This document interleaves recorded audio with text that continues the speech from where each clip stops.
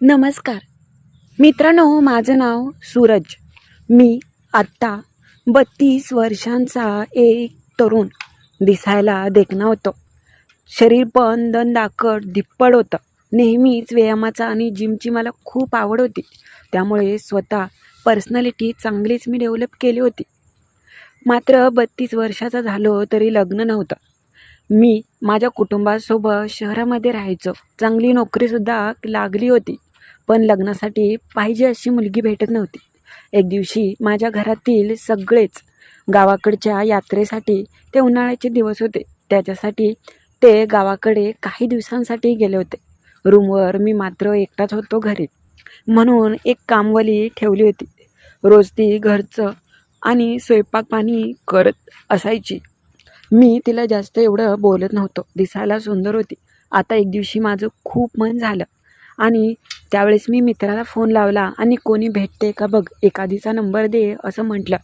त्यावेळेस मित्राने नंबर दिल्यानंतर मात्र जे काही झालं त्याने मला धक्काच बसला.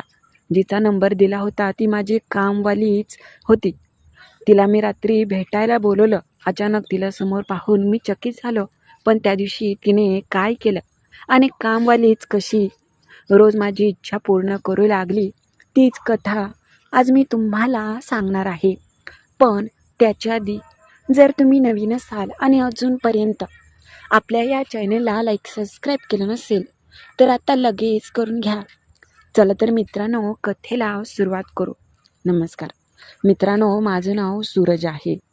मी 32 वर्षांचा. गेल्या काही वर्षांपासून आम्ही शहरात राहतो. मात्र इथे स्वतःचं घर घेतलं. माझे वडील आर्मीमध्ये होते. ते पण रिटायर झाले होते. त्यामुळे ते सतत घरीच असायचे. आई मात्र घरचं सगळं पाहायची. 2 बहिणी होत्या, त्यांचंसुद्धा लग्न झालं होतं. आता लग्न फक्त माझंच राहिलं होतं. मी नोकरीसाठी थांबलो होतो. मात्र आता नोकरी पण चांगली लागली होती. त्यामुळे घरचे सतत मला म्हणायचे की आता तू लग्न करून टाक. मी म्हटलं की हो, तशी मुलगी भेटल्यावर मी करूनच टाकेन. मला अगदी सुंदर आणि देखणी, नाकशेर, बोलके डोळे असणारी मुलगी पाहिजे होती. एक दिवशी घरातले सगळे 8 ते 15 दिवसांसाठी गावाकडे जाणार होते. आमची गावाकडे शेती होती. माझे चुलते गावाकडेच राहायचे आणि त्यांचं वेगळं शेत, आमचं वेगळं शेत होतं. गावाकडची जत्रा होती. त्यामुळे मग सगळ्यांनी असं ठरवलं की गावाकडे काही दिवसांसाठी जायचं. पण मला ऑफिसमधून सुट्टीच भेटत नव्हती. म्हणून मी म्हटलं घरातल्यांना की तुम्ही सगळे जावा, मी डायरेक्ट यात्रेच्या दिवशी येईन. कारण की एवढ्या लवकर येऊन पण काय उपयोग. घरातले असेही एकटेच होते आणि वडिलांना आईला गावाकडे जायचं म्हटलं की अगदीच वेळच पुरायचं नाही, कधी जाईल असं व्हायचं. मी म्हटलं की मी येईन. त्यावेळेस आई म्हटली की शेजारच्या काकूंच्या घरी जी कामवाली येते रुपाली, तिला मी सांगते तुला रोज सकाळ संध्याकाळ स्वयंपाक बनवेल आणि डबा देईल. असंही तू कामावर गेला की वेळेवर जेवत नाही आणि नंतर आजारी पडतो, तब्येत पण खराब होईल. त्यावेळेस मी म्हटलं बरं ठीक आहे, कामवालीला मी सांगते, तिला वेळेवर पगार दिलं की ती येत जाईल, अशी आई म्हणाली. मी म्हटलं बरं ठीक आहे. घरातले सगळे सकाळचेच निघून गेले. मी मात्र ऑफिसला आलो होतो. संध्याकाळी खूपच कंटाळा आला होता. त्यामुळे ऑफिसवरून आल्यानंतर मी अगदी झोपी गेलो. मला कोणी आज सांगणार नव्हतं. मात्र खूप दिवसानंतर असा रिकामा वेळ भेटला होता. दुसऱ्या दिवशी सकाळी जिमला गेलो. मात्र त्याच वेळेस माझ्या घरी कोणीतरी आल्याचं मला जाणवलं. ती होती कामवाली रुपाली. दिसायला खूपच देखणी आणि सुंदर होती. खूप शांत आणि भोळ्या स्वभावाची होती. मी तिला पाहिलं आणि तिला काय काय काम आहे सांगितलं. तिने घरातील सगळं काम व्यवस्थित केलं. जणू काही तिला माझ्या घरातली माहितीच आहे असंच काम करत होती. माझ्यासाठी डबा पण दिला. राहिलेले किचनमधली खराब आणि जेवणाची ताटं पण तिने धुवून ठेवली आणि म्हटली की साहेब संध्याकाळी किती वाजता यायचं आहे डबा बनवायला. मी म्हटलं तुझ्या वेळेनुसार ये. त्यावेळेस ती म्हटली बरं ठीक आहे, कारण की लवकरच येते, 7:30 ते 8 वाजता. मला नंतर रात्री घरी जायचं असतं आणि दुसरं पण काम करायचं असतं, अशी ती म्हणाली.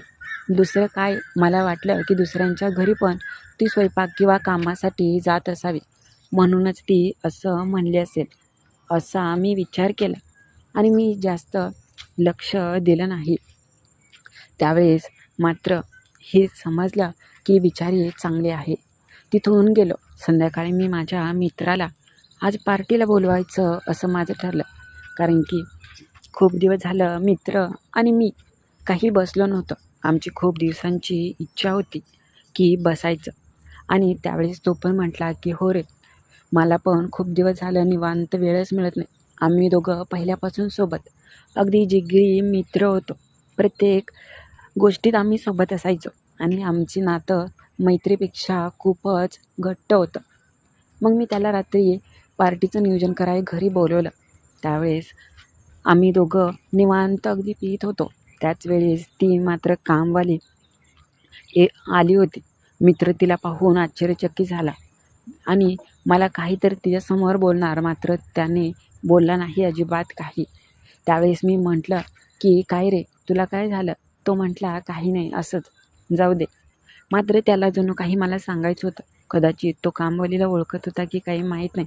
मात्र माझ्यासमोर काहीच बोलला नाही आणि शांतच राहिला. त्या दिवशी मित्र मात्र माझ्याच रूमवरती झोपला होता. सकाळी मी लवकर उरकलं आणि त्याला पण उठवलं. म्हटलं उठ, कामावर जायचं आहे.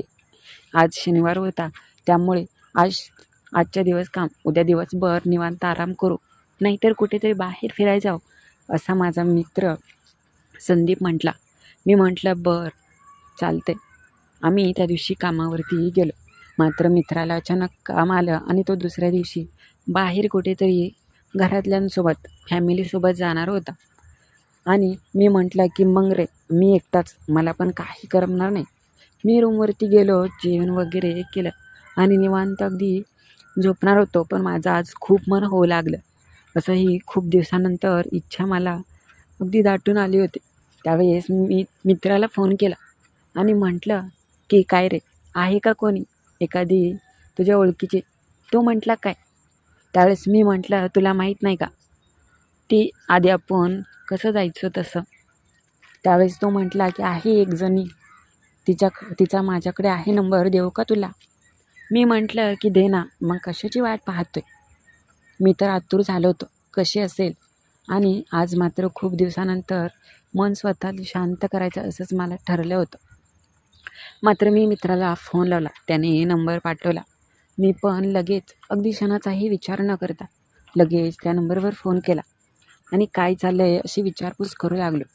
तिचा आवाज खूपच गोड आणि मधाळ होता. तिच्या आवाजावरूनच समजत होतं की ती किती सुंदर आणि देखणी असेल. तिचा आवाज खूपच घायाळ आणि मस्त करणारा होता. मी तिला बोलू लागलो. त्यावेळेस ती म्हटली की तुमचं नक्की काय काम आहे? मी म्हटलं की काही नाही, मला तुम्हाला भेटायचं आहे. त्यावेळेस ती म्हटली की हो. तिने मला सांगितलं कुठे यायचं ते. मी पण अगदी तयार झालो. माझ्या आयुष्यातली अशी सुंदर क्षण हवा म्हणून मी त्या दिवशी चांगल्याच प्रकारे माझे कपडे वगैरे घातले. नवीन ड्रेस चांगला, अगदी सेंट वगैरे मारून चांगलाच मी तयार झालो. खूप सुंदर दिसावं म्हणून मी प्रयत्न करत होतो. मात्र जाताना तिला काहीतरी भेटवस्तू न्यावी का किंवा असंच जावं असा मी विचार करत होतो. मात्र मी म्हटलं नाही, सुरुवातीला आहे म्हटल्यावर काहीतरी घेऊन जाऊया. म्हणून मी बाहेरूनच एक गिफ्ट घेतलं आणि तिला भेटण्यासाठी जाऊ लागलो. तिने सांगितलेल्या ठिकाणी गेलो आणि तिथे जाऊन मी अगदी उभे राहिलो. अचानक ती समोर आली. मला सुरुवातीला ती ओळखीच आली नाही. मात्र जवळ आल्यानंतर मी तिला फोन लावला आणि ती तर पाहून मी आश्चर्यचकित झालो. जी रोज माझ्या घरापुढे माझ्या नजरेसमोर असायची ती रुपाली, म्हणजे आमची घरकाम करणारी कामवाली. हे पाहून मला तर आश्चर्याचा धक्काच बसला की नक्की हे काय आहे ते. त्यावेळेस ती मला म्हटली की तू सूरज. हे पाहून तिच्या चेहऱ्याचा रंग तर अगदी फिकाच पडला. मी म्हटलं की आणि तू हे? त्यावेळेस ती म्हटली आता काय करणार, माझी परिस्थिती तशी आहे. मात्र मला ती आधीपासूनच आवडायची. दिसायला पण एवढी देखणी आणि सुंदर होती. पण मी असा विचार नव्हता केला तिच्याबद्दल. त्यावेळेस ती म्हटली की मला तर तुम्ही पहिल्यापासूनच खूप आवडायचा. तुमच्या मित्राला पण माहिती होतं, म्हणून मी पण तुमच्या घरी कामाला येत असायचे आणि तुम्हाला रोज पाहायची. आणि पण एक दिवशी मित्रांनी त्या दिवशी पार्टीमध्ये तुम्ही दोघंजण होता, मला पाहिलं आणि त्यावेळेस तो मला म्हटला की कशी काय येते. मी म्हटलं की मला पण तो आवडतो आणि त्याच घराचं काम आहे. मी तुमच्या त्या मित्राला तुमच्याविषयी म्हटले की मला खूप आवडतो आणि मित्राला पण मी सांगितलं की माझा नंबर दे आणि माझं आणि त्यांचं प्रेम जमव. हे ऐकून मी आश्चर्यचकित झालो. कदाचित मित्राने चांगलंच माझं काम केलं होतं. त्यावेळेस ती म्हटली, तुम्हाला मी आवडले का? हे ऐकून मी म्हटलं की कोणाला नाही आवडणार. तू एवढी सुंदर आणि दिसायला देखणी आहे. कोणाला पण सहजच आवडशील.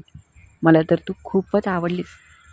आम्ही फक्त बोलत होतो आणि बोलतानाच माझं मन आता एका थारेवर नव्हतं राहिलं. माझ्या मनात समोर फक्त आणि फक्त आम्ही दोघंच दिसत होतो. ह्याच्या पलीकडे काहीसुद्धा दिसत नव्हतं. मला तर असं वाटत होतं की कधी आमच्या प्रेमाचं ते फूल खुलतंय ते. त्यावेळेस मी तिला बोलत होतो. ती म्हटली की माझ्या घरी येता का? मी म्हटलं कुठेही घर? मी म्हटली इथे जवळ आहे रूम. तिने मला विनंती केली आणि मग मी जाऊ लागलो. मला पण तिच्यासोबत वेळ घालवायला आता चांगलाच आनंद मिळत होता. आम्ही चालत चालतच बोलत होतो. मी म्हटलं की रोज तू घरी कामाला यायची, पण माझी हिंमत होत नव्हती. मला तू तर खूपच साधी भोळी वाटली होती. त्यावेळेस ती म्हटली की हो मी तशीच आहे. खूपच लाजाळू मी आणि गरीब असल्यामुळे काही ना काही काम तर करावं लागतं, म्हणून घरकाम करते. मी म्हटलं घरी कोण असतं तुझ्या? त्यावेळेस ती म्हटली कोणीसुद्धा नाही राहत, मी एकटीच राहते. आम्ही चालत तिच्या घरी आलो. एक पत्र्याचं शेड होतं आणि त्याच्यात ती बिचारी राहायची. घरी आल्यानंतर तिने बसाय दिलं आणि आम्ही बोलू लागलो. त्यावेळेस तिने मला पाणी दिलं आणि चहासाठी विचारलं. मी म्हटलं नको आता, संध्याकाळचे 10:30 होऊन गेलेत. यावेळेस असं चहा वगैरे नाही चालत मला. ती मला बोलली, बोला मग काय म्हणताय? माझ्या तोंडून अगदी शब्दसुद्धा फुटत नव्हता. क्षणात नुसते अंगावर शहारे आल्यासारखाच स्पर्श मला होत होता. हे वातावरणात चांगलाच बदल झाला होता. त्यावेळेस मी तिला म्हटलं, तू तर माझी कामवाली नाही, आता घरवाली बनशील का? हे ऐकून ती आश्चर्यचकित झाली आणि म्हटली म्हणजे? मी म्हटलं की माझी खूप इच्छा आहे तुझ्यासोबत, पूर्ण करशील का? ती मला म्हणाली की मी तर कधीपासून तयारच आहे. तुम्ही म्हणाल ते मी करायला. अलगद येऊन माझ्या शेजारी बसली आणि हातामध्ये हात घेतला आणि म्हटली की मी आजच्या दिवस तुमचीच आहे. तुम्हाला जे काय करायचं ते तुम्ही करू शकता. मी तुम्हाला नाही म्हणणार नाही. मी पण अगदी खूपच भारावून गेलो. वेड्यासारखं आमचं प्रेम खोललं आणि माझी साधी भोळी दिसणारी ती कामवाली आज मित्रामुळे का होईना मला आज मिळाली. एकमेकांच्या मिठीत आम्ही सगळं विसरून जात होतो. तिच्या ओठांनी माझ्या भावना ती अजूनच विडापिशा करत होती. तिला चांगलाच अनुभव होता ह्या गोष्टीचा, मात्र मला तेच पाहिजे होतं. तिने चांगलंच मला सुख दिलं. नंतर मी तुला सुंदर क्षणाचे सुंदर अनुभव देऊ लागलो आणि माझी ही पद्धत पाहून ती खूपच भारावून गेली. म्हटली खरंच मी तुम्हाला खूप दिवसापासून भेटण्यासाठी तरसत होते. त्याचं आज मला चांगलंच फळ दिलं आणि चांगलाच मला आनंद दिला. एवढं सुख तर कधीच कोणाच्या नशिबात नसेल, तेवढं आज मला मिळत आहे. आणि हे ऐकल्यानंतर तर मला अजूनच आनंद मिळू लागला. मी पण सुंदर क्षणाची कितीतरी वेळा ती रात्रभर आनंद देत गेलो. तिथून आमचं घरीच होत असायचं. घरातले चांगलेच 15 ते 20 दिवस नव्हते. मात्र मला आयुष्यात कोणाचीच कमतरता या कामवाल्या रुपालीनं फासून दिली नाही. एवढी माझी सेवा केली आणि मला सुख दिलं. तर कशी वाटली ही कथा ते नक्की कळवा. आणि नवीन असाल तर आपल्या चॅनलला लाईक सबस्क्राईब करायला विसरू नका.